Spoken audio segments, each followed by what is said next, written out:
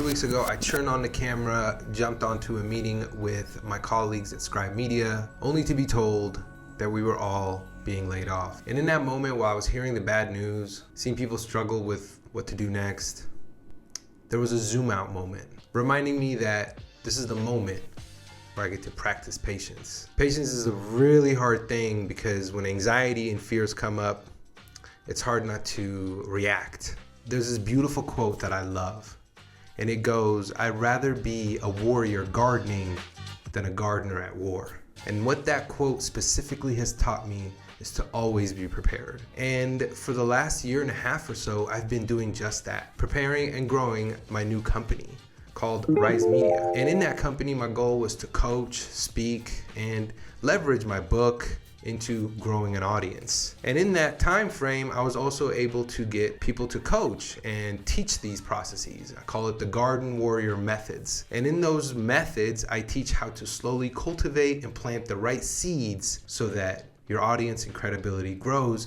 in a way that eventually can be monetized. This is the best thing I could have done for myself in the last 2 years, to build something on the side so that if something were to happen with this job security, I knew I could lean on and always bet on myself and abilities. I have been working on the Rising Author website. I'm super excited because the coaching, the community, the cohort, the podcast, it's all coming together so beautifully.